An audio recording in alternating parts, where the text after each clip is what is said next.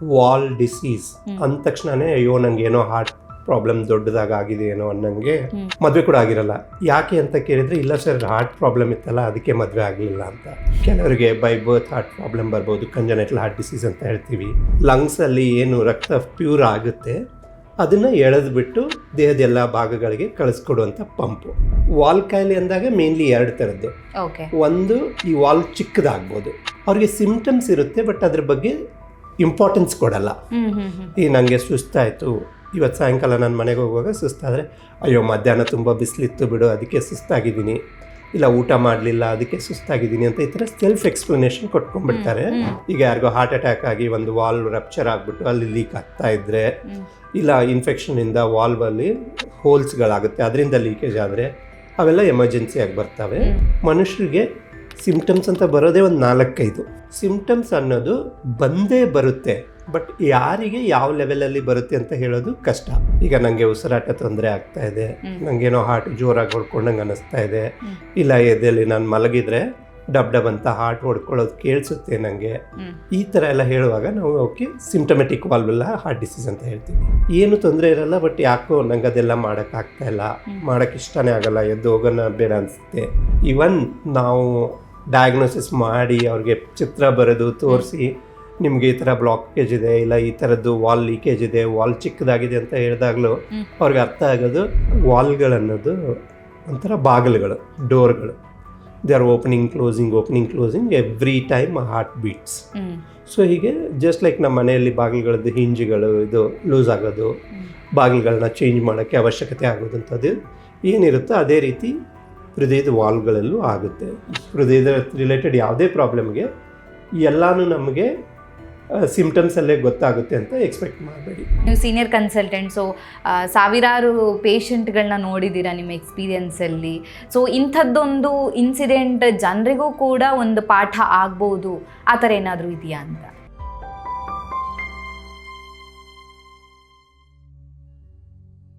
ವಿಜಯ ಕರ್ನಾಟಕ ವೀಕ್ಷಕರಿಗೆ ನಮಸ್ತೆ, ನಾನು ರಕ್ಷಾ ಕೋಟ್ಯಾನ್. ನಾವು ಸಾಮಾನ್ಯವಾಗಿ ಹೃದಯದ ಸಮಸ್ಯೆ ಅಂತ ಬಂದಾಗ ಹಾರ್ಟ್ ಅಟ್ಯಾಕ್ ಅಥವಾ ಹಾರ್ಟ್ ಬ್ಲಾಕ್ ಬಗ್ಗೆ ಅಷ್ಟೇ ಯೋಚನೆ ಮಾಡ್ತೀವಿ. ಆದರೆ ಅದರ ಹೊರತಾಗಿಯೂ ಕೂಡ ಹಲವಾರು ಹೃದಯಕ್ಕೆ ಸಂಬಂಧಿಸಿದಂಥ ಆರೋಗ್ಯ ಸಮಸ್ಯೆಗಳ ಬಗ್ಗೆ ನಾವು ತಿಳಿಯಬೇಕಾಗಿರುವಂಥದ್ದು ಅತಿ ಅವಶ್ಯಕ ಅಂತಲೇ ಹೇಳ್ಬೋದು. ಹೀಗಾಗಿ ನಾವು ಇವತ್ತು ಮಾತಾಡ್ತಾ ಇರುವಂಥದ್ದು ಹಾರ್ಟ್ ವ್ಯಾಲ್ವ್ ಪ್ರಾಬ್ಲಮ್ ಅಥವಾ ಹೃದಯದ ಕವಾಟುಗಳ ಸಮಸ್ಯೆಯ ಬಗ್ಗೆ. ಇದು ಯಾಕೆ ಬರುತ್ತೆ? ಕೆಲವರಿಗೆ ಈ ಟರ್ಮನ್ನು ಕೇಳಿದ ತಕ್ಷಣ ಏನಪ್ಪ ಇದು ಹೊಸ್ತು ಅಂತ ಅನ್ನಿಸ್ಬೋದು. ಆದರೆ ಇದು ಕೂಡ ಆರೋಗ್ಯಕ್ಕೆ ಅಥವಾ ಹೃದಯದ ಆರೋಗ್ಯಕ್ಕೆ ಸಂಬಂಧಿಸಿದಂಥ ಒಂದು ಮುಖ್ಯವಾದ ವಿಚಾರ ಅಂತಲೇ ಹೇಳ್ಬೋದು. ಹಾಗಿದ್ರೆ ಈ ಒಂದು ಹೃದಯದ ಕವಾಟು ಸಮಸ್ಯೆಗೆ ಕಾರಣಗಳೇನು, ಇದಕ್ಕೆ ಚಿಕಿತ್ಸೆ ಯಾವ ರೀತಿಯಾಗಿರುತ್ತೆ, ಲಕ್ಷಣಗಳು ಈ ಸಮಸ್ಯೆ ಬಂದಾಗ ಹೇಗಿರುತ್ತೆ, ಈ ಎಲ್ಲ ವಿಚಾರದ ಬಗ್ಗೆ ಹೆಚ್ಚಿನ ಮಾಹಿತಿನ ತಿಳಿಸ್ಕೊಡೋದಕ್ಕೆ ಇವತ್ತು ನಮ್ಮ ಜೊತೆ ಇದ್ದಾರೆ doctor Prabhakar C Kore, senior consultant cardiologist, Fortis hospital, Nagarbhavi, Bangalore. Doctor, ಕಾರ್ಯಕ್ರಮಕ್ಕೆ ಸ್ವಾಗತ. ನಮಸ್ಕಾರ. ನಮಸ್ತೆ ಸರ್. ಈಗ ಹಾರ್ಟ್ ಹೆಲ್ತ್ ಅಥವಾ ಹಾರ್ಟ್ ಪ್ರಾಬ್ಲಮ್ ಅಂತ ಬಂದಾಗ ನಾನು ಆಗಲೇ ಹೇಳಿದಾಗೆ ಕಾಮನ್ ಆಗಿ ನಾವು ಹಾರ್ಟ್ ಬ್ಲಾಕ್ ಅಥವಾ ಹಾರ್ಟ್ ಅಟ್ಯಾಕ್ ಬಗ್ಗೆ ಯೋಚನೆ ಮಾಡ್ತೀವಿ. ಸೊ ಸ್ವಲ್ಪ ಡಿಫ್ರೆಂಟ್ ಆಗಿರುವಂಥ ಟಾಪಿಕ್ ಬಗ್ಗೆ ನಾವಿವತ್ತು ಮಾತಾಡ್ತಾ ಇದ್ದೀವಿ. ಸೊ ಹಾರ್ಟ್ ವಾಲ್ ಪ್ರಾಬ್ಲಮ್ ಅಥವಾ ಹೃದಯದ ಕವಾಟಿನ ಸಮಸ್ಯೆ ಅಂತ ಹೆಚ್ಚಿನ ಜನರಿಗೆ ಹೀಗಂದರೆ ಏನು ಅನ್ನುವಂಥ ಒಂದು ಡೌಟ್ ಇರ್ಬೋದು. ಹಾಗಿದ್ರೆ ಈ ಸಮಸ್ಯೆ ಅಂದರೆ ಏನು, ಜನರಿಗೆ ಅರ್ಥ ಆಗೋ ರೀತಿಯಲ್ಲಿ ಇನ್ ಸಿಂಪಲ್ ವೇಯಲ್ಲಿ ಎಕ್ಸ್ಪ್ಲೈನ್ ಮಾಡ್ಬೋದಾ ಸರ್ ಅಂತ? ಈಗ ತುಂಬ ಫೇಮಸ್ ಆಗಿರೋ ಕಾಯಿಲೆಗಳು ಸಡನ್ ಆಗಿ ಎಲ್ಲರ ಮೈಂಡಿಗೂ ಬರುತ್ತೆ. ಹೌದು, ನಿಜವಾಗಿಯೂ. ನಾವು ಹೃದಯ ಅಂತ ಫಸ್ಟ್ ವರ್ಡ್ ಹೇಳಿದ್ರೆ ಸಾಕು, ಹೃದಯಾಘಾತ, ಕಾರ್ಡಿಯಾಕ್ ಅರೆಸ್ಟ್, ಹಾರ್ಟ್ ಅಟ್ಯಾಕ್, ಈ ಥರ ವರ್ಡ್ಸ್ಗಳು ಜನಕ್ಕೆ ಬರುವಂಥದ್ದು. ಬಟ್ ಆಸ್ ಅ ಡಾಕ್ಟರ್ ನಾನು ಟ್ರೀಟ್ ಮಾಡುವಾಗ around 50% of the patients are blockage related problem. But ಆಮೇಲೆ ಉಳಿದಿದ್ದು 50% people they have different heart problems. ಕೆಲವರಿಗೆ ಬೈ ಬರ್ತ್ ಹಾರ್ಟ್ ಪ್ರಾಬ್ಲಮ್ ಬರ್ಬೋದು, ಕಂಜನೈಟಲ್ ಹಾರ್ಟ್ ಡಿಸೀಸ್ ಅಂತ ಹೇಳ್ತೀವಿ. ಕೆಲವರಿಗೆ BP ಶುಗರ್ ರಿಲೇಟೆಡ್ ಆಗಿ ಬ್ಲಾಕೇಜ್ ಅಲ್ಲದೆ ಇರೋ ಬೇರೆ ಹಾರ್ಟ್ ಪ್ರಾಬ್ಲಮ್ಗಳು ಬರ್ಬೋದು. ಕೆಲವರಿಗೆ ಹಾರ್ಟ್ ವೀಕ್ನೆಸ್ಸಿಂದ ಬರ್ಬೋದು, ಕೆಲವರಿಗೆ ಪ್ರೆಗ್ನೆನ್ಸಿ ರಿಲೇಟೆಡ್ ಆಗಿ ಹಾರ್ಟ್ ಡಿಸೀಸ್ ಬರ್ಬೋದು. ಸೊ ಈಗ ಬ್ಲಾಕೇಜಸ್ ಬಿಟ್ಟ ತಕ್ಷಣ ನೆಕ್ಸ್ಟ್ ಬಿಗ್ ಚಂಕ್ ಬರೋದು ನಮಗೆ ವಾಲ್ವುಲಾರ್ ಹಾರ್ಟ್ ಡಿಸೀಸ್ ಅಂತ ಹೇಳ್ತೀವಿ. ವಾಲ್ ಅನ್ನೋದು it is more common word than using the Kannada word. So ಅದಕ್ಕೆ ವಾಲ್ವ್ ಅಂತಾನೆ ಡಿಸ್ಕಷನ್. ಅರ್ಥ ಆಗ್ಲಿಕ್ಕಿಲ್ಲ. ಈಗ ವಾಲ್ವ್ ಅಂದ್ರೆ ನೀವು ವಾಟರ್ ಪಂಪಿಂಗ್ ಸಿಸ್ಟಮಲ್ಲಿ ಕೇಳಿರ್ತೀರಾ, ಫುಟ್ ವಾಲ್ವ್ ಅಂತ ಇರುತ್ತೆ.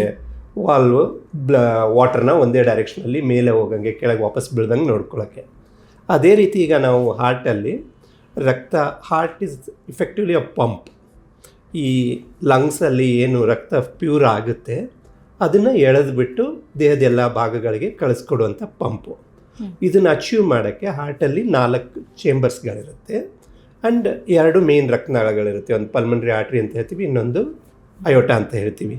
ಸೊ ಈಗ ನಮಗೆ ರಕ್ತ ಲಂಗ್ಸಿಂದ ಹಾರ್ಟಿಗೆ ಬಂದು ಲೆಫ್ಟ್ ಏಟ್ರಿಯಮ್ಮಿಂದ ಲೆಫ್ಟ್ ವೆಂಟ್ರಿಕಲ್ಗೆ ಹೋಗಿ ಅಲ್ಲಿಂದ ಅದು ಹೊರಗಡೆಗೆ ಹೋಗಿ ಮತ್ತೆ ಎಲ್ಲ ಭಾಗಗಳಲ್ಲಿ ಸರ್ಕ್ಯುಲೇಟ್ ಆಗಿ ವಾಪಸ್ ಬಲಭಾಗಕ್ಕೆ ಬಂದು ರೈಟ್ ಏಟ್ರಿಯಮ್ ಅನ್ನೋದು ರೈಟ್ ವೆಂಟ್ರಿಕಲ್ಗೆ ಬಂದು ಮತ್ತೆ ಲಂಗ್ಸಿಗೆ ಹೋಗೋ ತನಕ ಅಲ್ಲಿ ಮೇನ್ ಆಗಿ 4 ಕಡೆ ವಾಲ್ಸ್ಗಳಿರುತ್ತೆ. ಇವಕ್ಕೆ ನಾವು aortic wall, mitral wall, pulmonary wall ಮತ್ತು ಟ್ರೈಕಸ್ಪಿಡ್ ವಾಲ್ವ್ ಅಂತ ಹೇಳ್ತೀವಿ, ಡಿಪೆಂಡಿಂಗ್ ಆನ್ ದೇರ್ ಲೊಕೇಶನ್.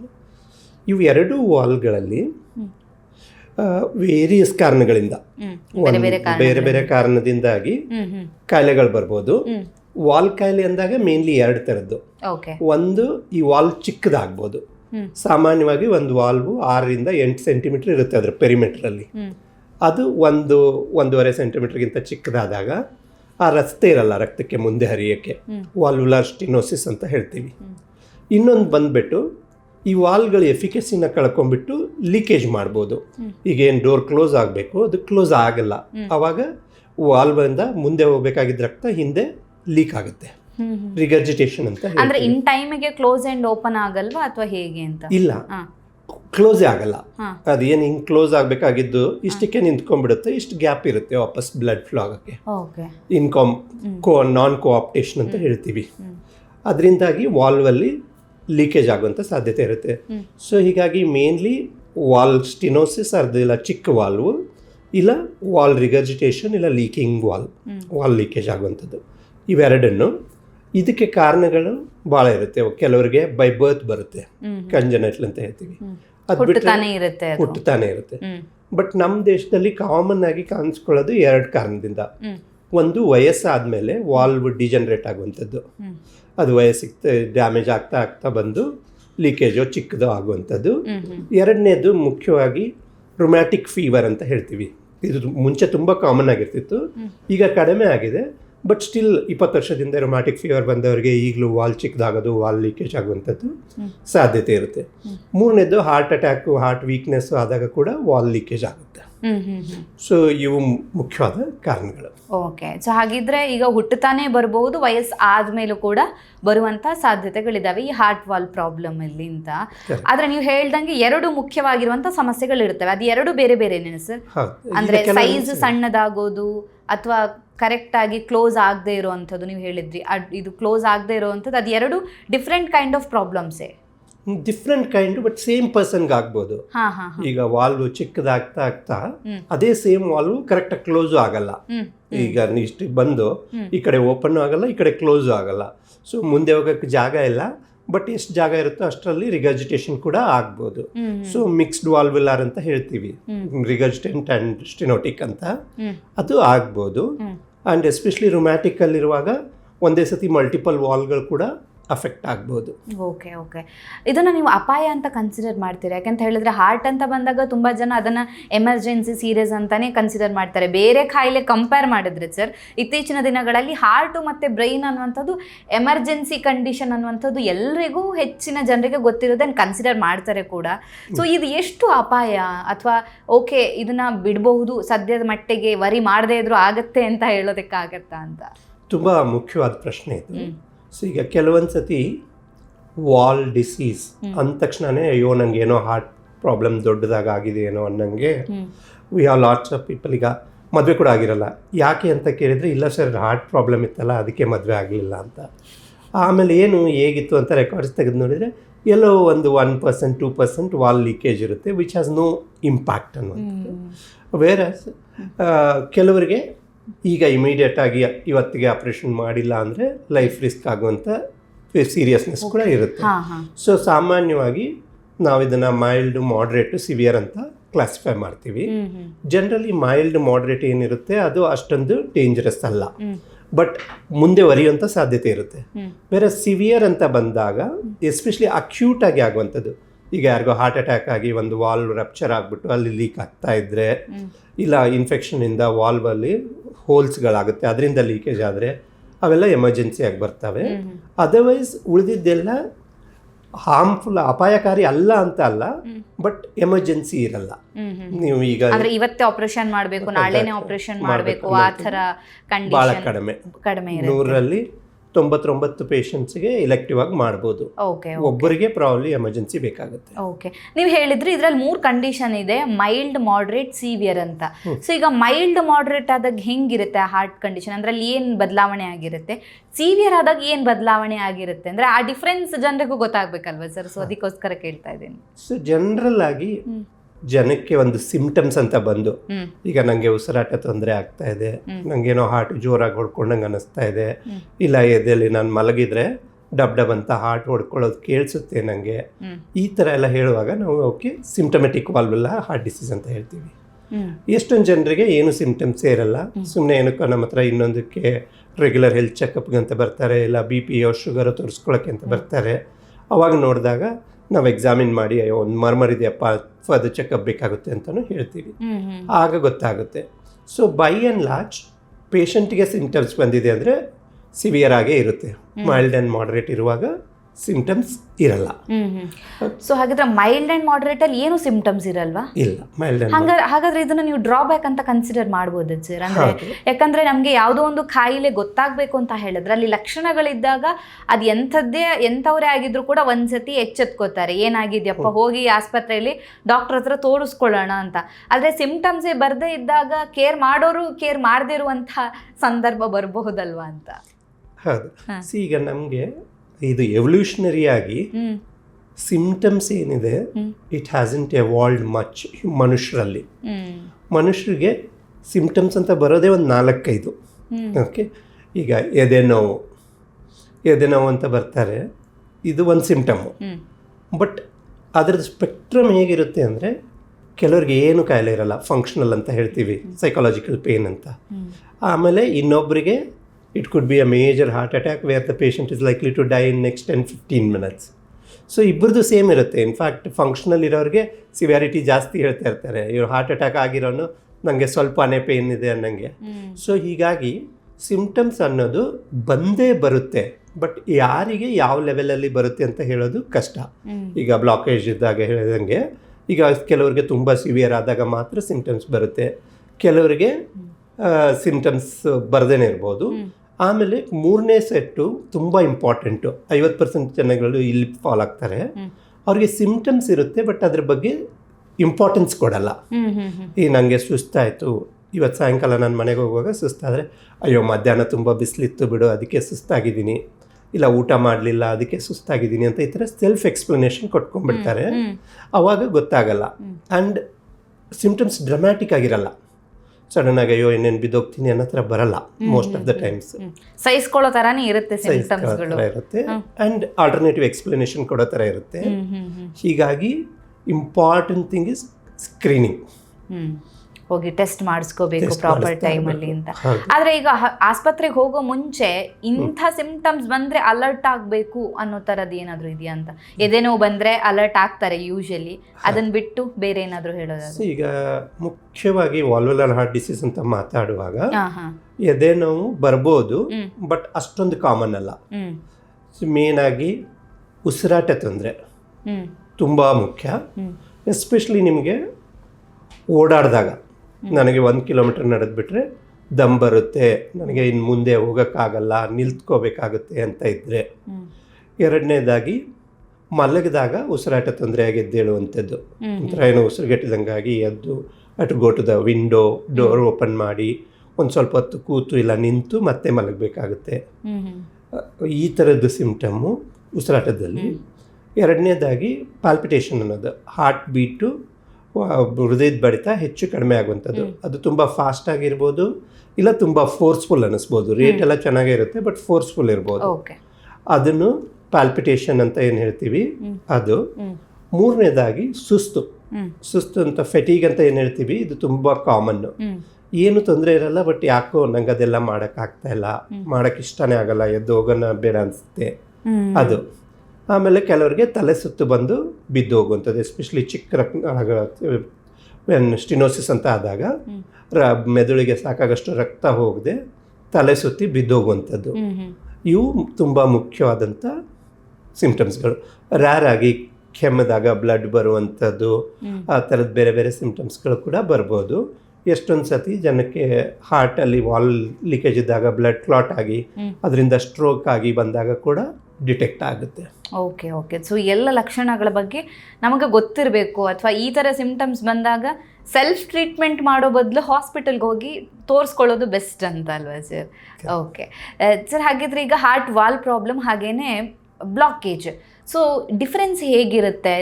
ನಾ ಆಗಲೇ ಹೇಳ್ದಾಗೆ ಬ್ಲಾಕೇಜ್ ಬಗ್ಗೆ ಕೇಳಿರ್ತಾರೆ, ಬಟ್ ಎಲ್ಲೋ ಒಂದು ಕಡೆ ಬ್ಲಾಕ್ ಆಗಿದೆಯಂತೆ, ರಕ್ತ ಹಾರ್ಟಲ್ಲಿ ಬ್ಲಾಕ್ ಆಗಿದೆಯಂತೆ ಅನ್ನುವಂಥ ಅಂದರೆ ಪ್ರಾಪರ್ ಇನ್ಫಾರ್ಮೇಷನ್ ಇರೋದಿಲ್ಲ. ಸೊ ಆ ಡಿಫ್ರೆನ್ಸ್ ಎಕ್ಸಾಕ್ಟಾಗಿ ಹೇಗೆ ಹೇಳ್ತೀರಾ ಆಡಿಯನ್ಸಿಗೆ ಅಂತ? ಈಗ ಬೇಸಿಕಲಿ ಸಿಂಪ್ಟಮ್ಸಲ್ಲಿ ಇದರಲ್ಲಿ ಡ್ರಮ್ಯಾಟಿಕ್ನೆಸ್ಸು, ಅಕ್ಯೂಟ್ನೆಸ್ ಬಿಟ್ಟರೆ ಎರಡರಲ್ಲೂ ಮೇಜರಾಗಿ ವ್ಯತ್ಯಾಸ ಇರಲ್ಲ. ಈಗ ಯಾರಿಗೂ ನಡೆದಾಗ ದಮ್ ಬರ್ತಾ ಇದೆ ಅಂದರೆ ಅವ್ರಿಗೆ ರಕ್ತನಾಳದಲ್ಲಿ ಬ್ಲಾಕೇಜು ಇರ್ಬೋದು, ಇಲ್ಲ ವಾಲ್ ಪ್ರಾಬ್ಲಮ್ಮು ಇರ್ಬೋದು. ಸೊ ಹೀಗಾಗಿ ನಿಮ್ಮದು ಆ್ಯಸ್ ಅ ಪೇಷಂಟ್ ತಿಳ್ಕೊಬೇಕಾಗಿದ್ದು, ನನಗೆ ಹಾರ್ಟಿದ್ದು ತೊಂದರೆ ಇರುವಂಥ ಸಾಧ್ಯತೆ ಇದೆ ಅಲ್ಲ, ಇದು ನಂದು ಹಾರ್ಟ್ ತೊಂದರೆ ಅಲ್ಲ ಅನ್ನೋದಷ್ಟೇ ಯೋಚನೆ ಮಾಡೋದು. ಅದಾದಮೇಲೆ next you will have to leave it to your doctor to decide ಇದು ವಾಲ್ ಪ್ರಾಬ್ಲಮ್ ಇದೆಯಾ ಇಲ್ಲ ಇದು ರಕ್ತನಾಳದ ಪ್ರಾಬ್ಲಮ್ ಇದೆಯಾ. ಸಾಮಾನ್ಯವಾಗಿ ನಾವು ಎಕ್ಸಾಮಿನ್ ಮಾಡಿದಾಗ ಸ್ಟೆಥೋಸ್ಕೋಪ್ ಇಟ್ಟು ನೋಡಿದಾಗ ಗೊತ್ತಾಗುತ್ತೆ ಈ ವಾಲ್ ಲೀಕ್ ಆಗ್ತಾ ಇದೆ, ವಾಲ್ ಚಿಕ್ಕದಾಗಿದೆ, ಹಾರ್ಟ್ ದೊಡ್ಡದಾಗಿದೆ, ಈ ಥರ ಎಲ್ಲ ಇನ್ಫಾರ್ಮೇಷನ್ನು. ಎಡಿಷನಲಿ ಒಂದು ಇಕೋಕಾರ್ಡಿಯೋಗ್ರಾಮನ್ನು ಟೆಸ್ಟ್ ಮಾಡಿದಾಗ we get everything confirmed. Okay, ಗೊತ್ತಾಗುತ್ತೆ ಟೆಸ್ಟಲ್ಲಿ ವಾಟ್ ಎಕ್ಸಾಕ್ಟ್ಲಿ ಪ್ರಾಬ್ಲಮ್ ಅನ್ನೋದು ಗೊತ್ತಾಗ್ಬಿಡುತ್ತೆ ಅಂತ. ಡಾಕ್ಟರ್, ಹಾಗಿದ್ರೆ ಇದಕ್ಕೆ ಕಾರಣಗಳು ಅಂತ ಬಂದಾಗ ನಮ್ಮ ಲೈಫ್ ಸ್ಟೈಲ್ ಏನಾದರೂ ಕಾರಣ ಆಗ್ಬೋದಾ ಅನ್ನೋಂಥ ಒಂದು ಕ್ವಶನ್ ಬರುತ್ತೆ. ಯಾಕಂದರೆ ಹಾರ್ಟ್ ಪ್ರಾಬ್ಲಮ್ ಅಂತ ಬಂದಾಗ ನಮ್ಮದು ಫಿಸಿಕಲ್ ಆ್ಯಕ್ಟಿವಿಟಿ ಕಡಿಮೆ ಇರುತ್ತೆ, ಜಂಕ್ ಫುಡ್ ತಿಂತೀವಿ, ಅಥವಾ ಕೊಲೆಸ್ಟ್ರಾಲ್ ಹೆಚ್ಚಾಗಿರುತ್ತೆ, ಈ ಥರ ಮಾತುಗಳೆಲ್ಲವೂ ಇರುತ್ತೆ. ಆದರೆ ಹಾರ್ಟ್ ವಾಲ್ ಪ್ರಾಬ್ಲಮ್ ಅಂತ ಬಂದಾಗ ಪರ್ಟಿಕ್ಯುಲರ್ಲಿ ಇದಕ್ಕೆ ನಮ್ಮ ಜೀವನ ಶೈಲಿ ಕಾರಣ ಆಗಬಹುದಾ ಅಂತ? ಎಸ್, ತುಂಬ ಮುಖ್ಯ ರೋಲ್ ಪ್ಲೇ ಮಾಡುತ್ತೆ. ನಾನು ಆವಾಗಲೇ ಹೇಳ್ದಂಗೆ ಕಂಜೆಂಟಲ್ ಹಾರ್ಟ್ ಡಿಸೀಸಸ್ ಇರುತ್ತೆ, ಇದರಲ್ಲಿ ಲೈಫ್ ಸ್ಟೈಲ್ ಮೇಯ್ನಾಗಿ ರೋಲ್ ಪ್ಲೇ ಮಾಡಲ್ಲ. But sometimes when mother is pregnant, when she takes some medicine and all, that can have an impact. ಅದಾದಮೇಲೆ ನೆಕ್ಸ್ಟ್ 2 ಥರದ್ದು ಹೇಳಿದೆ ನಾನು. ಒಂದು age related valve changes, especially aortic valve ಅನ್ನೋದು ಚಿಕ್ಕದಾಗುತ್ತೆ, ಅಯೋಟಿಕ್ ಸ್ಟಿನೋಸಿಸ್ ಅಂತ ಹೇಳ್ತೀವಿ, ಇತ್ತಿತ್ತಲಾಗೆ ತುಂಬ ಕಾಮನ್ ಆಗ್ತಾ ಇದೆ ಬಿಕಾಸ್ ಆಫ್ ಏಜಿಂಗ್. ಇದು ಎಕ್ಸಾಕ್ಟ್ಲಿ ಲೈಕ್ ಹಾರ್ಟ್ ಬ್ಲಾಕೇಜ್ ಥರನೇ ಇಟಿಯಾಲಜಿಕಲಿ ಬಿಹೇವ್ ಆಗುತ್ತೆ. ಅಂದರೆ ನಾವು ಫುಡ್ ಹೇಗೆ ತಿಂತೀವಿ, ನಾವು ಸ್ಟ್ರೆಸ್ ಲೆವೆಲ್ ಹೇಗೆ ಮ್ಯಾನೇಜ್ ಮಾಡ್ತೀವಿ, ನಮ್ಮ ಕೊಲೆಸ್ಟ್ರಾಲ್ ಹೇಗೆ ಮೇಂಟೈನ್ ಮಾಡ್ತೀವಿ, ಇದ್ರ ಮೇಲೆ ಡಿಪೆಂಡ್ ಇರುತ್ತೆ. ಸೊ ಎಲ್ಲ life style what we generally speak about ಇದು ಅಯೋಟಿಕ್ ವಾಲ್ ಡಿಸೀಸ್ ಮೇಲೆ ಇಂಪ್ಯಾಕ್ಟ್ ಆಗುತ್ತೆ. 3ನೇದಾಗಿ ನಾನು ಇನ್ನೊಂದು ರುಮ್ಯಾಟಿಕ್ ಹಾರ್ಟ್ ಡಿಸೀಸಸ್ ಅಂತ ಹೇಳಿದೆ. ಇದರಲ್ಲಿ ಬೇರೆ ಥರದ್ದು life style, like over crowding, hygiene maintain ಮಾಡದೇ ಇರೋದು, under nutrition, they become important. Okay okay. ಹಾಗಿದ್ರೆ ಈ ವಿಚಾರದಲ್ಲಿ ನೋಡೋದಾದ್ರೆ ಜನರಿಗೆ ಅವೇರ್ನೆಸ್ ಇದೆ ಅಂತ ಅನ್ಸುತ್ತಾ ಇದ್ರ ಬಗ್ಗೆ ನಿಮಗೆ? ಪರ್ಸ್ನಲಿ ನೀವು OPD ಅಲ್ಲಿ ನೋಡಬೇಕಾದ್ರೆ ಅಥವಾ ನಿಮ್ಮ ಎಕ್ಸ್ಪೀರಿಯನ್ಸಲ್ಲಿ ಇಷ್ಟು ವರ್ಷದ್ರಲ್ಲಿ ನೋಡ್ಬೇಕಾದ್ರೆ ಜನ ಇದ್ರ ಬಗ್ಗೆ ತಿಳ್ಕೊಂಡಿದ್ದಾರೆ ಅಂತ ಅನ್ಸುತ್ತೆ ಸರ್? ಇಲ್ಲ, ತುಂಬ ಅಂಡರ್ ಇನ್ಫಾರ್ಮ್ಡ್ ಆಗಿರ್ತಾರೆ. ವಾಲ್ ಡಿಸೀಸಸ್ಗಳು ಬಂದಾಗ ಈವನ್ ನಾವು ಡಯಾಗ್ನೋಸಿಸ್ ಮಾಡಿ ಅವ್ರಿಗೆ ಚಿತ್ರ ಬರೆದು ತೋರಿಸಿ ನಿಮಗೆ ಈ ಥರ ಬ್ಲಾಕೇಜ್ ಇದೆ, ಇಲ್ಲ ಈ ಥರದ್ದು ವಾಲ್ ಲೀಕೇಜ್ ಇದೆ, ವಾಲ್ ಚಿಕ್ಕದಾಗಿದೆ ಅಂತ ಹೇಳಿದಾಗಲೂ ಅವ್ರಿಗೆ ಅರ್ಥ ಆಗೋದು ನನಗೆ ಹಾರ್ಟ್ ಪ್ರಾಬ್ಲಮ್ ಇದೆ. ಆ್ಯಂಡ್ ಹೋಗಿ ಯಾರಿಗಾದ್ರೂ ಹಾರ್ಟ್ ಪ್ರಾಬ್ಲಮ್ ಅಂತ ಮಾತಾಡಿದಾಗ they think more in terms of heart attack are the heart blockages. ಹೌದು. ಸೊ ಹಾರ್ಟ್ ಅಟ್ಯಾಕ್ ಅಥವಾ ಹಾರ್ಟ್ ಬ್ಲಾಕ್ ಬಗ್ಗೆನೇ ಜಾಸ್ತಿ ತಲೆ ಕೆಡಿಸ್ಕೋತಾರೆ ಅಂತ. ಹಾಗಿದ್ರೆ ಇದ್ರ ಟ್ರೀಟ್ಮೆಂಟ್ ವಿಚಾರಕ್ಕೆ ಬಂದಾಗ ಹೇಗಿರುತ್ತೆ? ಈಗ ಹಾರ್ಟ್ ವಾಲ್ ಪ್ರಾಬ್ಲಮ್ ಬಂತು ಅಂತ ಹೇಳಿದಾಗ ಆಪರೇಷನ್ ಒಂದೇ ಪರಿಹಾರನ, ಅದನ್ನು ಬಿಟ್ಟು ಬೇರೆ ಏನಾದರೂ ಟ್ರೀಟ್ಮೆಂಟ್ ಆಪ್ಷನ್ಸ್ ಅವೈಲೇಬಲ್ ಇದೆಯಾ ಅಂತ? ಅಗೇನ್ ಯಾವ ಸ್ಟೇಜಲ್ಲಿ ಡಿಟೆಕ್ಟ್ ಮಾಡ್ತೀವಿ, ಆಮೇಲೆ ಪೇಷಂಟಿಗೆ ಏನು ತೊಂದರೆ ಆಗ್ತಾ ಇದೆ ಅನ್ನೋದ್ರ ಮೇಲೆ ತುಂಬ ಡಿಪೆಂಡ್ ಆಗುತ್ತೆ. ಈಗ ನಾನು ಆವಾಗಲೇ ಹೇಳ್ದಂಗೆ ಮೈಲ್ಡ್ ಅಂತ ಇರೋರಿಗೆ ಏನು ಟ್ರೀಟ್ಮೆಂಟ್ ಬೇಕಾಗಲ್ಲ. ಓಕೆ, ಮಾಡ್ರೇಟ್ ಅಂದಾಗ ಹಾರ್ಟಲ್ಲಿ ಆಲ್ರೆಡಿ ಬದಲಾವಣೆ ಆಗೋಕ್ಕೆ ಶುರು ಆಗಿರುತ್ತೆ. ಪೇಷಂಟಿಗೆ ಏನು ಸಿಂಪ್ಟಮ್ಸ್ ಇರದೇ ಇರ್ಬೋದು, ಬಟ್ ಚೇಂಜಸ್ ಆಗ್ತಾ ಇರುತ್ತೆ. ಸೊ ಆ ಸ್ಟೇಜಲ್ಲಿ ಬೈ ಆ್ಯಂಡ್ ಲಾರ್ಜ್ ಮೆಡಿಸಿನ್ಸ್ ಮಾತ್ರ ಕೊಡ್ತೀವಿ. ಅದಾದಮೇಲೆ ಸಿವಿಯರ್ ಅಂತ ಬಂದಾಗ most of the times it may require a procedure, but all 100% severe ಇರೋರಿಗೆ ಪ್ರೊಸೀಜರ್ಸ್ ಬೇಕಾಗಲ್ಲ.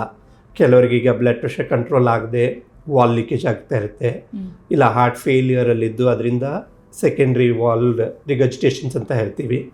ಅಲ್ಲಿ ಎಲ್ಲ ನಾವು ಆ ಕಂಡೀಷನ್, ಈಗ ಬಿ ಪಿ ಜಾಸ್ತಿ ಆಗಿ ವಾಲ್ ಲೀಕ್ ಆಗ್ತಾ ಇದ್ರೆ ಬಿ ಪಿ ಕಂಟ್ರೋಲ್ ಮಾಡೋದ್ರಿಂದ ಸಿವಿಯರಿಂದ ಮಾಡ್ರೇಟ್ಗಾದರೂ ಬರುತ್ತೆ, ನಾರ್ಮಲ್ ಆಗದಿದ್ರೆ.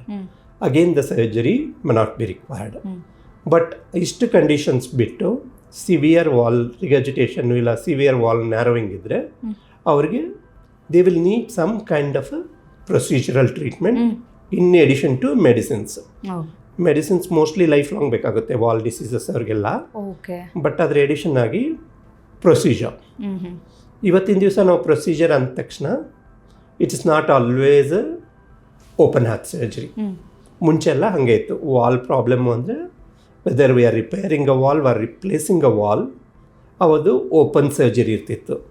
ಬಟ್ ಇವತ್ತು ನಾಳೆ technology has advance such a way ನಾವು ವಿದೌಟ್ ಸರ್ಜರಿ ಕೂಡ ಇವತ್ತನ್ನು ವಾಲ್ ಬದಲಾವಣೆ ಮಾಡುವಂಥದ್ದು, ವಾಲ್ ಲೀಕೇಜ್ಗೆ ಅಲ್ಲಿ ಸ್ಟಿಚ್ ಮಾಡುವಂಥದ್ದನ್ನು ಎಲ್ಲ ಪ್ರೊಸೀಜರ್ಸ್ಗಳು ಮಾಡ್ಬೋದು. ಓಕೆ, ಈಗ ಒಂದು ವ್ಯಕ್ತಿಗೆ ಹಾರ್ಟ್ ವಾಲ್ ಪ್ರಾಬ್ಲಮ್ ಬಂತು ಅಂತ ಹೇಳಿದ್ರೆ ಒಂದ್ಸತಿ ಶುರುವಾದರೆ ಸಾಕು, ಅವನ ಪೂರ್ತಿ ಭವಿಷ್ಯ ಅವನು ಹಾರ್ಟ್ ಪ್ರಾಬ್ಲಮಲ್ಲೇ ಇರ್ತಾನೆ, ತುಂಬ ಡೇಂಜರಸ್ ಅಂತ ಅಂದ್ಕೊಳ್ಳೋದು ಎಷ್ಟರ ಮಟ್ಟಿಗೆ ಸರಿ? ಸೊ ಟ್ರೀಟ್ಮೆಂಟ್ ಆದಮೇಲೆ ಅವರು ನಾರ್ಮಲ್ ಲೈಫ್ನ ಲೀಡ್ ಮಾಡೋದಕ್ಕೆ ಸಾಧ್ಯ ಇಲ್ವಾ ಅಂತ doctor? Most of the wall problems ತುಂಬ ಎಕ್ಸ್ಟ್ರೀಮ್ಸಲ್ಲಿ ಫೈಂಡ್ ಔಟ್ ಆಗಿಲ್ಲ ಅಂದರೆ, ಈಗ ಕೆಲವರಿಗೆ ವಾಲ್ ಲೀಕೇಜ್ ಆಗಿ ಹಾರ್ಟ್ ತುಂಬ ದೊಡ್ಡದಾಗಿ ತುಂಬ ವೀಕ್ ಆಗಿದ್ದರೆ ಆವಾಗ ವಾಲ್ ರಿಪ್ಲೇಸ್ ಮಾಡಿದ ಮೇಲೂ ಅವ್ರು ನಾರ್ಮಲ್ ಆಗಲ್ಲ, ಫುಲ್ಲಿ ನಾರ್ಮಲ್ ಆಗಲ್ಲ. Okay, they derive some benefit but fully normal ಆಗಲ್ಲ. ಬಟ್ ಅರ್ಲಿ ಸ್ಟೇಜಸ್ಸಲ್ಲಿ ನಾವು ಇದು ಸಿವಿಯರ್ ಲೀಕೇಜ್ ಇದೆ ಇಲ್ಲ ಸಣ್ಣದಾಗಿದೆ ಅಂತ ಮಾಡಿದಾಗ they will be completely normal post operatively. ಕೆಲವೊಂದು ಮೆಡಿಸಿನ್ಸ್ಗಳು ತೊಗೋಬೇಕಾಗುತ್ತೆ depending on what kind of valve we have put and what is ಹೃದಯಕ್ಕೆ ಏನು ಡ್ಯಾಮೇಜ್ ಆಗಿತ್ತು ಮುಂಚೆ ಅನ್ನೋದು. But apart from that fully normal ಆಗಿರ್ತದೆ. Okay okay, B P sugar ಸಮಸ್ಯೆ ಇರೋರಿಗೆ ಹಾರ್ಟ್ ವಾಲ್ ಪ್ರಾಬ್ಲಮ್ ರಿಸ್ಕ್ ಜಾಸ್ತಿ ಇರುತ್ತೆ ಅಂತ ಹೇಳ್ಬೋದು, ಅಥವಾ ಬಿ ಪಿ ಶುಗರ್ಗೂ ಇದಕ್ಕೂ ಕನೆಕ್ಷನೇ ಇಲ್ಲ ಅಂತ ಹೇಳ್ತೀರಾ, ಹೇಗೆ? ಇಲ್ಲ, there are certain specific valve problems. ಈಗ ಅಯೋಟಿಕ್ ವಾಲ್ ಅನ್ನೋದಿರುತ್ತೆ, ಅದರಲ್ಲಿ ಲೀಕೇಜ್ ಆಗೋದು ಬಿ ಪಿಯಲ್ಲಿರೋರಲ್ಲಿ ತುಂಬ ಕಾಮನ್. ಅದೇ ರೀತಿ ಶುಗರ್ ಇದ್ದವ್ರಿಗೆ ಬ್ಲಾಕೇಜಸ್ಸು ಇದು ಡಿಜನರೇಷನ್ ಜಾಸ್ತಿ ಆಗೋದ್ರಿಂದ ಅವರಲ್ಲಿ ಹಾರ್ಟ್ ಫೇಲ್ಯೂರ್ ರಿಲೇಟೆಡ್ ವಾಲ್ ಲೀಕೇಜಸ್ಸು ಕಾಮನ್ ಆಗಿರುತ್ತೆ. ಬಟ್ ಈಗ ಬ್ಲಾಕೇಜ್ಗೆಲ್ಲ ಎಷ್ಟು ಕಾಂಟ್ರಿಬ್ಯೂಟ್ ಮಾಡುತ್ತೋ ಅಷ್ಟು ವಾಲ್ ಪ್ರಾಬ್ಲಮಿಗೆ ಕಾಂಟ್ರಿಬ್ಯೂಟ್ ಮಾಡಲ್ಲ. ಓಕೆ ಓಕೆ, ಸೊ ಏಜ್ ಆಯಿತು ಅಂತ ಹೇಳಿದ್ರೆ ಹಾರ್ಟ್ ವಾಲ್ ಪ್ರಾಬ್ಲಮ್ ಕಾಮನ್ ಅಂತ ಅಂದ್ಕೊಳ್ಳೋದು ಎಷ್ಟರ ಮಟ್ಟಿಗೆ ಸರ್? ಈಗ ಆಗಲೇ ಮಾತಾಡ್ತಾ ಹೇಳಿದ್ರಿ ನೀವು ವಯಸ್ಸಾದ್ಮೇಲೆ ಬರುವಂಥ ಸಾಧ್ಯತೆಗಳು ಇದ್ದಾವೆ ಅಂತ. ಹಾಗಂತ ವಯಸ್ಸಾದ ಎಲ್ಲರಿಗೂ ಬರುತ್ತಾ ಅನ್ನುವಂಥ ಒಂದು ಪ್ರಶ್ನೆ ಬರುತ್ತೆ. ಅಯ್ಯೋ ನಂಗೆ 50 ದಾಟ್ತಪ್ಪ, ಡಾಕ್ಟರ್ ಹೇಳಿದ್ದಾರೆ ಬರಬಹುದೇನೋ ಅಂತ ಆತಂಕ ಪಡೋದು ಎಷ್ಟರ ಮಟ್ಟಿಗೆ ಸರಿ ಅಂತ? ಈಗ ವಾಲ್ಗಳನ್ನೋದು ಒಂಥರ ಬಾಗಿಲುಗಳು, ಡೋರ್ಗಳು. They are opening closing every time heart beats. So ಹೀಗೆ ಜಸ್ಟ್ ಲೈಕ್ ನಮ್ಮ ಮನೆಯಲ್ಲಿ ಬಾಗಿಲುಗಳದ್ದು ಹಿಂಜುಗಳು ಇದು ಲೂಸ್ ಆಗೋದು, ಬಾಗಿಲುಗಳನ್ನ ಚೇಂಜ್ ಮಾಡೋಕ್ಕೆ ಅವಶ್ಯಕತೆ ಆಗೋದಂಥದ್ದು ಏನಿರುತ್ತೋ ಅದೇ ರೀತಿ ಹೃದಯದ ವಾಲ್ಗಳಲ್ಲೂ ಆಗುತ್ತೆ. ಈಗ ಎಲ್ಲರಿಗೂ ಬರುತ್ತೆ ಅಂದರೆ ತಪ್ಪಾಗುತ್ತೆ. ಬಟ್ ಏನಂದರೆ ಈಗ 40 ವರ್ಷದಿಂದ 50 ವರ್ಷದ ಜನಗಳನ್ನೆಲ್ಲ ತೊಗೊಂಡ್ರೆ ಅವರಲ್ಲಿ 1% ಅವ್ರಿಗೆ ವಾಲ್ ಪ್ರಾಬ್ಲಮ್ಸ್ ಇರುತ್ತೆ. ಸಪೋಸ್ ಅದೇ 40ರಿಂದ 50ಕ್ಕೆ ಹೋದರೆ 2.5% ಹೋಗುತ್ತೆ. ಹಾಗೆ ನಾವು 70 ಮೇಲೆ ಹೋದಂಗೆ ನೋಡ್ತಾ ಹೋದರೆ 10% ಅಷ್ಟಕ್ಕೆ ವಾಲ್ ಪ್ರಾಬ್ಲಮ್ಸ್ಗಳಿರುತ್ತೆ. ಎಲ್ಲರಲ್ಲೂ ಸಿವಿಯರ್ ಇದ್ದು ಸರ್ಜರಿ ಬೇಕಾಗೋಷ್ಟು ಇರಲ್ಲ, but some form other of the valve problems ಬರುತ್ತೆ. ಹಾಗಾಗಿ ಈಗೇನು ನಮ್ಮದು ಸರ್ವೈವಲ್ ಇಂಪ್ರೂವ್ ಆಗ್ತಾ ಹೋಗ್ತಾ ಇದ್ದಂಗೆ number of people with valve disease increases. Okay, ಈ ಕೊಲೆಸ್ಟ್ರಾಲ್ ಹಾಗೇನೆ ಹಾರ್ಟ್ ವಾಲ್ ಪ್ರಾಬ್ಲಮ್ಗೆ ಹತ್ತಿರದ ಸಂಬಂಧ ಇದೆಯಾ ಅಂತ? ಹೌದು, ಈ ವಯಸ್ಸಿಗೆ ರಿಲೇಟೆಡ್ ಆಗಿ ಅಯೋಟಿಕ್ ವಾಲ್ವ್ ಏನು ಚಿಕ್ಕದಾಗುತ್ತೆ, ಅಯೋಟಿಕ್ ಸ್ಟೆನೋಸಿಸ್ ಅಂತ ಹೇಳ್ತೀವಿ, ಡಿಜನರೇಟಿವ್ ಅಯೋಟಿಕ್ ಸ್ಟೆನೋಸಿಸ್ ಅಂತ, ಅದು ಕೊಲೆಸ್ಟ್ರಾಲ್ಗೆ ತುಂಬ ಲಿಂಕ್ಡ್ ಇರುತ್ತೆ. ಸೇಮ್ ಕೊಲೆಸ್ಟ್ರಾಲ್ ಪ್ರಾಬ್ಲಮ್ಮು ರಕ್ತನಾಳದಲ್ಲಿ ಆಗೋ ಬದಲು ವಾಲ್ವಲ್ಲಿ ಆದರೆ ಈ ಥರ ವಾಲ್ವುಲಾರ್ ಸ್ಟೆನೋಸಿಸ್ ಬರುತ್ತೆ. ಓಕೆ, ಟ್ಯಾಬ್ಲೆಟ್ ತಿಂದರೆ ಸಾಕು, ಸರ್ಜರಿ ಮಾಡಿಸ್ಕೊಳ್ಳೋ ಅವಶ್ಯಕತೆ ಇಲ್ಲ, ಅಥವಾ ಡಾಕ್ಟರ್ ಹತ್ರ ಹೋಗಿ ರಿಕ್ವೆಸ್ಟ್ ಮಾಡೋಣ, ಸರ್ಜರಿ ಮಾಡದೇ ಇರೋ ಥರ ಏನಾದರೂ ಪರಿಹಾರ ಇದೆಯಾ ಅಂತ ಹಾಗೆ ಅಂದ್ಕೋಬಹುದಾ, ಅಥವಾ ಬೇಕಾಗಿರೋ ಥರ ಟೈಲರ್ ಮೇಡ್ ಟ್ರೀಟ್ಮೆಂಟೇ ಕೊಡಬೇಕಾಗತ್ತಾ ಅಂತ? By and large treatment is not decided by the patient are the doctors requirement. ಕಾಯಿಲೆ ಹೇಳುತ್ತೆ ನನಗಿದು ಮಾಡಬೇಕು ನೀನು ಅಂತ. ಸೊ ಅವಾಗ ಮತ್ತೆ ನಾವು ಜನರಲ್ ಆಗಿ ಮೆಡಿಸಿನಲ್ಲಿ ನೋಡ್ತಾ ಹೋದರೆ 2 ಥರ ಸಾಧ್ಯತೆಗಳೇ ಬರುತ್ತೆ. ಹ್ಮ್ ಹ್ಮ್ ಹ್ಮ್ ಒಂದು ಕ್ಯೂರೇಟಿವ್, ಹ್ಮ್ ಆ ಕಾಯಿಲೆನ ಹೋಗ್ಲಾಡ್ಸೋಂಥದ್ದು. ಇನ್ನೊಂದು ಪ್ಯಾಲಿಯೇಟಿವ್, ಅಂದರೆ ಕಾಯಿಲೆಗೇನು ಮಾಡಲ್ಲ, ಬಟ್ ಅದರಿಂದ ಇವನಿಗೆ ಏನು ತೊಂದರೆ ಆಗ್ತಾ ಇದೆಯೋ ಅದನ್ನು ಟ್ರೀಟ್ ಮಾಡುವಂಥದ್ದು. ಈಗ ಏನೋ ನೋವು ಆಗ್ತಾ ಇದ್ರೆ ನೋವಿಗೆ ಮಾತ್ರೆ ಕೊಡಿ, ಉಸಿರಾಟ ತೊಂದರೆ ಆಗ್ತಾ ಇದ್ರೆ ಅದಕ್ಕೆ ಇನ್ನೊಂದು ಮಾತ್ರೆ ಕೊಡಿ. ಸೊ ಕೆಳಗಡೆ ಅಂಡರ್ಲೈನ್ ಕಾಯಿಲೆ ಏನಿರುತ್ತೋ ಅದು ಹಾಗೆ ಪ್ರೋಗ್ರೆಸ್ ಆಗ್ತಾ ಹೋಗುತ್ತೆ. ಸೊ ಹೀಗಾಗಿ ವಾಲ್ ಪ್ರಾಬ್ಲಮ್ಗಳಲ್ಲಿ ಸಿವಿಯರ್ ಅಂತ ಬಂದಾಗ ನಾನು ಅವಾಗಲೇ ಹೇಳಿದ ಎಕ್ಸೆಪ್ಷನ್ಸ್ ಬಿಟ್ಟರೆ ಇನ್ ಜನರಲ್ ಆಗಿ ಸರ್ಜರಿನ ಅವಾಯ್ಡ್ ಮಾಡೋಕ್ಕಾಗಲ್ಲ. ಕೆಲವೊಂದು ಸತಿ on request of patient, if it is not very critical, postpone ಮಾಡ್ಬೋದು. ಈಗ ಬೇಡ ನನಗೆ ಮುಂದಿನ ವರ್ಷ ಇನ್ನು 6 ತಿಂಗಳಿಗೆ ನಂಗೆ ರಜೆ ಇರುತ್ತೆ, ಇಲ್ಲ ಇನ್ನೊಂದೇನೋ ಇದು ಇರುತ್ತೆ, ಇವತ್ತು ನಾಳೆ ಮಕ್ಕಳುಗಳು ಅಬ್ರಾಡ್ ಇದ್ದಾರೆ ಅವ್ರು ಬಂದಾಗ ಪ್ಲ್ಯಾನ್ ಮಾಡೋಣ ಅಂತ ಆ ಥರ ಮಾಡ್ಬೋದು. ಬಟ್ ಹೊರ್ತು ಬೇಡ ಇದನ್ನು ಬಿಟ್ಬಿಡೋಣ ಅಂತ ಇರೋಂಗಿಲ್ಲ. ಕೆಲವೊಂದು ಸತಿ ತುಂಬ ವಯಸ್ಸಾದವರಲ್ಲಿ, ಈಗ ಯಾರೋ 90-95 ವರ್ಷದವ್ರು ಇದ್ದಾರೆ, ಅವ್ರಿಗೆ ಸರ್ಜರಿ ರಿಸ್ಕ್ ಹೈ ಇದೆ, ಆವಾಗ ಇಲ್ಲ ನಮಗೆ ಬೇಡ ಸರ್, ನಾವು ಎಷ್ಟು ದಿವಸ ಇರ್ತೀವೋ ಅಷ್ಟು ದಿವಸ ಚೆನ್ನಾಗಿರಕ್ಕೆ ಒಂದಿಷ್ಟು ಮಾತ್ರೆ ಕೊಡಿ ಅಂದರೆ ವಿ ಮೇ ಅಬ್ಲೈಜ್. ಆ ವಯಸ್ಸಲ್ಲಿ ಆಪರೇಷನ್ ಮತ್ತೆ ಯಾಕೆ ಬೇಕು ಅನ್ನೋ ಥರ ಇರುತ್ತಲ್ಲ. ವಾಲ್ವ್ ರಿಪ್ಲೇಸ್ಮೆಂಟ್ ಆ ಥರ ಏನಾದರೂ ಇರುತ್ತೆ ಸರ್ ಇದರಲ್ಲಿ? ಹೌದು, ಈಗ 2 ಥರದ್ದು ಇರುತ್ತೆ. ಒಂದು ವಾಲ್ ರಿಪೇರಿ ಮಾಡುವಂಥದ್ದು, ಇನ್ನೊಂದು ವಾಲ್ ರಿಪ್ಲೇಸ್ಮೆಂಟ್ ಮಾಡುವಂಥದ್ದು. ವಾಲ್ ರಿಪೇರಿ ಅಂದರೆ ಜಸ್ಟ್ ಅಲ್ಲಿ ಲೀಕ್ ಆಗ್ತಾ ಇದ್ದರೆ ಹೋಗಿ 1-2 ಸ್ಟಿಚ್ಗಳು ಹಾಕಿ ಬರುವಂಥದ್ದು, ಇಲ್ಲ ಕೆಲವೊಂದು ಸತಿ ಅದು ಚಿಕ್ಕದಾಗಿದ್ದರೆ ಬಲೂನಿಂದ ದೊಡ್ಡದು ಮಾಡುವಂಥದ್ದು, ಈ ಥರದ್ದು. 2ನೇದಾಗಿ ವಾಲ್ ರಿಪ್ಲೇಸ್ಮೆಂಟ್ ಅಂದರೆ ಇರೋ ವಾಲ್ನ ತೆಗೆದುಬಿಟ್ಟು ಇಲ್ಲ ಅದನ್ನು ಅಲ್ಲೇ ತಳ್ಳಿಬಿಟ್ಟು ಹೊಸ ವಾಲ್ವ್ ಹಾಕೋದು, ಅದನ್ನು ವಾಲ್ ರಿಪ್ಲೇಸ್ಮೆಂಟ್ ಅಂತ ಹೇಳ್ತೀವಿ. ಅದರಲ್ಲೂ ಮತ್ತೆ ಈಗ 2 ವಿಧ ಇರುತ್ತೆ. ಒಂದು ಸರ್ಜರಿ ಮಾಡಿಬಿಟ್ಟು ಹಾಕುವಂಥದ್ದು, ಇನ್ನೊಂದು TAVR ಅಂತ ಹೇಳ್ತೀವಿ, ಟ್ಯಾವೆ ಅಂತ. ಎಲ್ಲಿ ಇದು ಆಪರೇಷನ್ ಇಲ್ಲದೆ, ಈಗ ಏನು ಅಂಜಿಯೋಪ್ಲಾಸ್ಟಿ ಮಾಡ್ತೀವಿ ಕಾಲಿಂದ ಒಂದು ಟ್ಯೂಬ್ ಹಾಕ್ಬಿಟ್ಟು, ಅದೇ ರೀತಿಯಾಗಿ ವಾಲ್ ಬದಲಾವಣೆ ಕೂಡ ಮಾಡಕ್ಕೆ ಬರುತ್ತೆ. ಓಕೆ ಓಕೆ ಡಾಕ್ಟರ್, ಹಾಗಿದ್ರೆ ಈ ಒಂದು ಆರೋಗ್ಯ ಸಮಸ್ಯೆ ಬಗ್ಗೆ ಅಥವಾ ಇದರ ಟ್ರೀಟ್ಮೆಂಟ್ ಬಗ್ಗೆ ಫರ್ದರ್ ಎಕ್ಸ್ಟ್ರಾ ಇನ್ಫಾರ್ಮೇಷನ್ ಏನಾದರೂ ಕೊಡಬೇಕು ಅಂತ ಇದೆಯಾ, ಇದನ್ನು ಹೊರತುಪಡಿಸಿ ಈಗ ಹೇಳಿರೋದು ಬಿಟ್ಟು? ಈಗ ಮೇಯ್ನಾಗಿ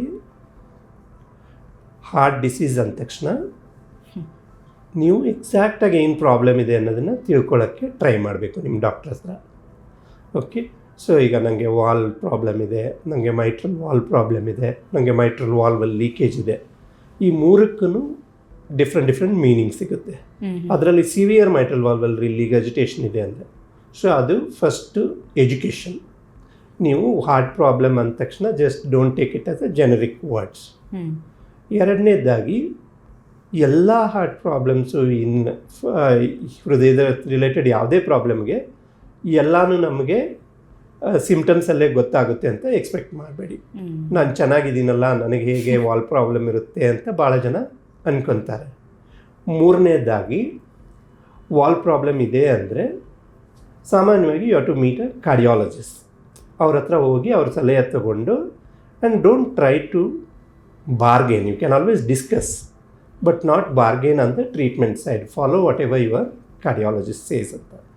ಓಕೆ, ಸೊ ನಿಮ್ಮ ಎಕ್ಸ್ಪೀರಿಯನ್ಸಲ್ಲಿ ಡಾಕ್ಟರ್, ಈಗ ಮೆಮೊರೇಬಲ್ ಕೇಸ್, ತುಂಬ ಲೇಟಾಗಿ ಬಂದಿದ್ದಾರೆ, ಈ ಥರ ಕಾಂಪ್ಲಿಕೇಶನ್ಸ್ ಆಯಿತು, ಅಥವಾ ತುಂಬ ಸಣ್ಣ ವಯಸ್ಸಲ್ಲಿ ಈ ಥರದ್ದೊಂದು ಕೇಸ್ ಬಂದಿದೆ, ಆ ಥರ ಯಾವುದಾದ್ರೂ ನೆನ್ಪು ಮಾಡ್ಕೋಬಹುದಾ? ಯಾಕಂತ ಹೇಳಿದ್ರೆ ಹಲವಾರು, ಈಗ ನೀವು ಸೀನಿಯರ್ ಕನ್ಸಲ್ಟೆಂಟ್ಸು, ಸಾವಿರಾರು ಪೇಷಂಟ್ಗಳನ್ನ ನೋಡಿದ್ದೀರಾ ನಿಮ್ಮ ಎಕ್ಸ್ಪೀರಿಯನ್ಸಲ್ಲಿ.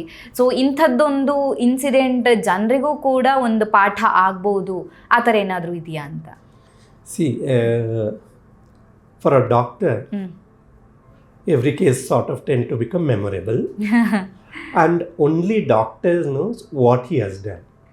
ಈಗ ಪೇಷಂಟ್ ಬಂದಾಗ ಆಪ್ರೇಷನ್ ಮಾಡಿದ್ರಪ್ಪ ಚೆನ್ನಾಗಾಯ್ತು, ಬಿಲ್ ಕಟ್ಕೊಂಡು ಮನೆಗೆ ಹೋದ್ವಿ ಅಂತ. ಬಟ್ ಅದು ಮಾಡಿಲ್ಲ ಅಂದರೆ ಏನಾಗ್ತಾ ಇತ್ತು ಅಂತ ಗೊತ್ತಾಗೋದು ಓನ್ಲಿ ಡಾಕ್ಟರ್ಸ್ಗೆ. ನಾವು ಪೇಷಂಟ್ ಹತ್ರ ಡಿಸ್ಕಸ್ ಮಾಡಿದ್ರೂ ಆ ಇಂಟೆನ್ಸಿಟಿ ಬರಲ್ಲ. ನಮಗೆ ವಾಲ್ವುಲರ್ ಹಾರ್ಟ್ ಡಿಸೀಸ್ ಅಂತ ಬಂದಾಗ it's been always very interesting. First of all, my valvular heart disease ಇದ್ದಿರೋದು ನಾವು ಬಾಂಬೆಯಲ್ಲಿ ಮುನ್ಸಿಪಲ್ ಹಾಸ್ಪಿಟ್ಲಲ್ಲಿ ವರ್ಕ್ ಮಾಡ್ತಾ ಇರಬೇಕಾದ್ರೆ, ಆವಾಗ ತುಂಬ ಈ ನ್ಯೂ ಬಾರ್ನ್ಸಲ್ಲಿ ಪಲ್ಮನ್ರಿ ವಾಲ್ವ್ ಅನ್ನೋದು ಚಿಕ್ಕದಾಗಿರುತ್ತೆ ಹುಟ್ಟಿದ ಮಕ್ಕಳಲ್ಲಿ. ಆಮೇಲೆ ಅದೆಷ್ಟು ಚಿಕ್ಕದಿರುತ್ತೆ ಅಂದರೆ ಅಲ್ಲಿ 1-2 ಮಿಲಿಮೀಟರ್ ಜಾಗ ಇರುತ್ತೆ. ನಮ್ಮದು ಸ್ಮಾಲೆಸ್ಟ್ ಟ್ಯೂಬ್ಸ್ಗಳು ಹೋಗೋಕ್ಕೂ ಕೂಡ ಜಾಗ ಇರಲ್ಲ. ಅದ್ರ ಒಳಗಡೆ ಹೋಗಿ ಬಲೂನ್ ಟ್ರೀಟ್ಮೆಂಟ್ ಮಾಡಿ ಬರುವಂಥದ್ದು. That is to be very very memorable. And of course it is operation ಮಾಡಬೇಕು, ಎಳೆ ಕೂಸಿಗೆ ಆ್ಯಂಡ್ ಈ 1 ಅವರಲ್ಲಿ ನಮಗೆ ಅದನ್ನೆಲ್ಲ ಮಾಡಿ ಮುಗ್ಸೋಕ್ಕಾಗಿಲ್ಲ, ಅರ್ಧ ಗಂಟೆಯಲ್ಲಿ ಅದು ಮಾಡಿ ಮುಗ್ಸೋಕ್ಕಾಗಿಲ್ಲ ಅಂದರೆ ಆ ಮಗುದು ಜೀವನ ಅಲ್ಲೇ ಎಂಡ್ ಆಗಿಬಿಡ್ತಾ ಇರುತ್ತೆ. And if you done that once then it is again it paves way for so many treatments and survival of the baby. Next ಬಂದುಬಿಟ್ಟು ಇತ್ತೀಚೆಗೆ ಇದು ಟಾವರ್ ಅಂತ ಫೇಮಸ್ ಆದಮೇಲೆ like we did in 2016 we did an aortic wall replacement for a 95-year-old person. 95 ವರ್ಷದವರಿಗೆ ಮಾಡಿದ್ದೀರಾ? 95 ವರ್ಷದವ್ರಿಗೆ 2016ರಲ್ಲಿ. And ಅವರು ಈ 2021ರಲ್ಲಿ just about Covid ಮಧ್ಯಾಹ್ನ ಅನ್ಬೋದು, ಆವಾಗ ಬಂದು they celebrated their 100th birthday with us. Great ಅಲ್ವಾ sir? That gives a lots of this. ನಿಜ because ಈ ಪ್ರೊಫೆಷನ್ ನಿಮಗೆ ಓದಬೇಕಾದ್ರೂ ಒಂದು ರೀತಿ ಚಾಲೆಂಜಿಂಗ್ ಆಗಿರುತ್ತೆ, ಮೆಡಿಕಲ್ ಓದಬೇಕಾದ್ರೂ. ಅದಾದಮೇಲೆ ಡೇ ಬೈ ಡೇ ನಿಮಗೆ ಬರುವಂಥದ್ದು ಡಿಫ್ರೆಂಟ್ ಕೇಸ್ಗಳು, ಅಂದರೆ ಎಲ್ಲ ಕೇಸ್ಗಳು ಒಂದೇ ಥರ ಇರೋದಿಲ್ಲ, ಡಿಫ್ರೆಂಟ್ ಕೇಸಸ್ ಇರುತ್ತೆ. ಸೊ ಅದನ್ನು ಮೆಟ್ಟಿ ನಿಲ್ಲಬೇಕು. ಒಂದು ವೇಳೆ ಅವರಿಗೆ ಟ್ರೀಟ್ಮೆಂಟ್ ಆಗಿಲ್ಲ ಅಂತ ಹೇಳಿದಾಗ ಅವಾಗ ಬ್ಲೇಮ್ ಮಾಡೋದು ಡಾಕ್ಟರ್ಸ್ನೇ, ಅವ್ರು ಚೆನ್ನಾಗಿ ಟ್ರೀಟ್ ಮಾಡಿಲ್ಲ ಅಂತ. ಸೊ ಈ ಫೀಲ್ಡ್ ಇದೆಯಲ್ವ sir, so medical field it's really, ಅಂದರೆ ಹೊರಗಡೆ ನೋಡೋರಿಗೆ ಕೆಲವರು ದುಡ್ಡು ಮಾಡ್ತಾರೆ ಅಂತ ಹೇಳ್ತಾರೆ, ಬಟ್ ಆ ಚಾಲೆಂಜಸ್ ಏನು ಅನ್ನೋದು ನಿಮಗಷ್ಟೇ ಗೊತ್ತಿರುತ್ತೆ. ಸೊ ಆಸ್ ಅ ಡಾಕ್ಟರ್ ಆಗಿ ನಿಮಗೆ ಗೊತ್ತಿರುತ್ತೆ ಸೊ ಏನಾಗಿರುತ್ತೆ ಎಕ್ಸಾಕ್ಟ್ಲಿ ಅನ್ನೋಂಥದ್ದು. ಡಾಕ್ಟರ್, ಕೊನೆಯದಾಗಿ ಹೇಳಬೇಕು ಅಂತ ಹೇಳಿದ್ರೆ, ಹಾರ್ಟ್ ಹೆಲ್ತನ್ನು ಕಾಪಾಡ್ಕೊಳ್ಳೋದಕ್ಕೆ ನೀವು ಆಡಿಯನ್ಸ್ಗೆ ಕೊಡುವಂತಹ ಟಿಪ್ಸ್ ಏನು, ಈಸಿ ಟಿಪ್ಸ್ ಏನು? ಲೈಫ್ ಸ್ಟೈಲ್ ಆಗಿರ್ಬೋದು, ಅಥವಾ ಅರ್ಲಿ ಟ್ರೀಟ್ಮೆಂಟ್ಗೆ ಬರಬೇಕು ಅಂತ ಹೇಳಿದ್ರು ಕೂಡ ಅದು ಒಂದು ರೀತಿಯಾದಂಥ, ಅಂದರೆ ಏನೇ ಸಿಂಪ್ಟಮ್ಸ್ ಬಂದರೂ ಬರದೇ ಇದ್ರೂ ಕೂಡ ಮನೆಯಲ್ಲೇ ಕೂರ್ತಾರೆ ಕೆಲವರು, ಲಾಸ್ಟ್ ಮೂಮೆಂಟ್ವರೆಗೂ ಗ್ಯಾಸ್ಟ್ರಿಕ್ ಆಗಿದೆ ಅಂತಲೇ ನೆಗ್ಲೆಕ್ಟ್ ಮಾಡ್ಕೊಂಡು ಹೋಗ್ತಾರೆ. ಸೊ ಪ್ರಾಪರ್ ಟೈಮಿಗೆ ಹಾಸ್ಪಿಟಲ್ಗೆ ಬರೋದು, ಅದರ ಜೊತೆಗೆ ಹೃದಯದ ಆರೋಗ್ಯವನ್ನು ಕಾಪಾಡ್ಕೊಳ್ಳೋವಂಥದ್ದು, ಇದೆರಡೂ ಕೂಡ ತುಂಬಾ ಮುಖ್ಯ ಆಗುತ್ತೆ. ಸೊ ಈ ವಿಚಾರದ ಬಗ್ಗೆ ನೀವೇನು ಹೇಳ್ತೀರಾ ಅಂತ? ಹಾರ್ಟ್ ಡಿಸೀಸ್ ಪ್ರಿವೆಂಟ್ ಮಾಡೋದನ್ನೇ ಇನ್ನೊಂದು ಡಿಸೀಸ್ ಮಾಡ್ಕೋಬೇಡಿ. ಎಷ್ಟೊಂದು ಜನ ಇವತ್ತು ನಾಳೆ ದಿನ ಹೋಗೋದು, ದಿನ ECG ಮಾಡಿಸ್ತೆ, ವಾರ ಬ್ಲಡ್ ಟೆಸ್ಟ್ ಮಾಡಿಸ್ತೆ, ಏನೇನೋ ಮಾಡಿಕೊಂಡು, ಇಲ್ಲ ವೆಯ್ಟ್ ಲಾಸ್ ಬಗ್ಗೆ ಒಂದು ವೆಯ್ಟ್ ಲಾಸ್ ಪ್ರೋಗ್ರಾಮ್ ಸ್ಟಾರ್ಟ್ ಮಾಡ್ಕೊತಾರೆ. ಅಯ್ಯೋ ನಂದು ಇನ್ನೂ ತೂಕನೇ ಕಮ್ಮಿ ಆಗಲಿಲ್ಲ ಅಂತ. ಸೊ ಮೇನಾಗಿ ನಿಮ್ಗೆ ಬೇಕಾಗಿರೋದು daily 1 hour of active physical activity, running ಇರ್ಬೋದು, ಜಾಗಿಂಗ್ ಇರ್ಬೋದು. ಏನೂ ಆಗಿಲ್ಲ ಅಂದರೆ ಸಿಂಪಲ್ ವಾಕ್, ನಿಮ್ಗಾಗೋ ಸ್ಪೀಡಲ್ಲಿ ವಾಕ್ ಮಾಡಿ. ಫುಡ್ಡಲ್ಲಿ ಮಾಡ್ರೇಷನ್ನು, ಏನೋ ಒಂದು ಹೊಸ ಫುಡ್ಡು ಸ್ಟಾರ್ಟ್ ಮಾಡಬಾರ್ದು. ನೀವೇನು ಮನೆಯಲ್ಲಿ ನಿಮ್ಮ ಅಪ್ಪ ಅಮ್ಮ ನಿಮಗೆ ಚಿಕ್ಕ ಮಕ್ಕಳಿದ್ದಾಗ ಏನು ತಿನ್ಸಿರ್ತಾರೆ ಅದನ್ನೇ ನಿಮ್ಮ ಆ್ಯಕ್ಟಿವಿಟಿ ಮೇಲೆ ಕ್ವಾಂಟಿಟಿ ಕ್ವಾಲಿಟಿ ಏನು ಬೇಕು ಅಂತ ನೋಡ್ಕೋಬೇಕು. And avoid refined sugars, sweets. So main thing will be to avoid all the sweets, most of the dairy, and include some fruits and vegetables to the extent of 30% by weight of your meal all 3 times. ಇಷ್ಟು ಮಾಡಿ 7 hour ನಿದ್ದೆ ಮಾಡಿ ಇದ್ದರೆ avoidable heart problems ಏನಿರುತ್ತೆ ಎಲ್ಲನೂ avoid ಮಾಡೋಕ್ಕಾಗುತ್ತೆ. ಕೆಲವೊಂದು avoidable ಇರಲ್ಲ, especially when strong family history ಎಲ್ಲ ಇದ್ದಾಗ ಅವರು ರೆಗ್ಯುಲರ್ ಚೆಕಪ್ ಮಾಡಿಕೊಂಡು ಕೊಲೆಸ್ಟ್ರಾಲು, BP, ಶುಗರ್ ಕಂಟ್ರೋಲ್ ಮಾಡ್ಕೊಳ್ಳೋದ್ರಿಂದ ಹಾರ್ಟ್ ಡಿಸೀಸಸ್ ಅವಾಯ್ಡ್ ಮಾಡ್ಬೋದು. Okay, thank you so much doctor. ನಮ್ಮ ಇವತ್ತಿನ ಕಾರ್ಯಕ್ರಮದಲ್ಲಿ ಹಾರ್ಟ್ ವಾಲ್ ಪ್ರಾಬ್ಲಮ್ ಬಗ್ಗೆ ಅಥವಾ ಹೃದಯದ ಕವಾಟಿನ ಸಮಸ್ಯೆಯ ಬಗ್ಗೆ ಹೆಚ್ಚಿನ ಮಾಹಿತಿನ ತಿಳಿಸ್ಕೊಟ್ಟಿದ್ದೀರಾ. ಸೊ ಆ ಪ್ರಾಬ್ಲಮ್ ಹೇಗೆ ಬರುತ್ತೆ, ಟ್ರೀಟ್ಮೆಂಟ್ ಆಪ್ಷನ್ಸ್ ಹೇಗಿರುತ್ತೆ, ಸೊ ಎಲ್ಲರಿಗೂ ಒಂದೇ ರೀತಿಯಾದಂಥ ಟ್ರೀಟ್ಮೆಂಟ್ ಅಲ್ಲ, ಒಬ್ಬೊಬ್ರಿಗೆ ಒಂದೊಂದು ರೀತಿಯಾದಂಥ ಟ್ರೀಟ್ಮೆಂಟ್ ಕೊಡಬೇಕಾಗತ್ತೆ, ಏನೆಲ್ಲ ಚಾಲೆಂಜಸ್ ಇರುತ್ತೆ ಈ ಫೀಲ್ಡಲ್ಲಿ, ಸೊ ಎಲ್ಲ ವಿಚಾರದ ಬಗ್ಗೆ ಒಂದು ಒಳ್ಳೆಯ ಮಾಹಿತಿಯನ್ನು ತಿಳಿಸ್ಕೊಟ್ಟಿದ್ದೀರಾ. Thank you sir, thank you so much. Thank you. ನಮ್ಮ ಇವತ್ತಿನ ಕಾರ್ಯಕ್ರಮದಲ್ಲಿ ಹಾರ್ಟ್ ವಾಲ್ ಪ್ರಾಬ್ಲಮ್ ಬಗ್ಗೆ ಡಾಕ್ಟರ್ ನಮಗೆ ಹೆಚ್ಚಿನ ಮಾಹಿತಿಯನ್ನು ತಿಳಿಸ್ಕೊಟ್ಟಿದ್ದಾರೆ. ಆರೋಗ್ಯಕ್ಕೆ ಸಂಬಂಧಿಸಿದಂಥ ಹೆಚ್ಚಿನ ವಿಡಿಯೋಗಳನ್ನು ನಮ್ಮ ವಿಜಯ ಕರ್ನಾಟಕ ಹೆಲ್ತ್ ಪೇಜ್ನಲ್ಲಿ ನೀವು ನೋಡಬಹುದು.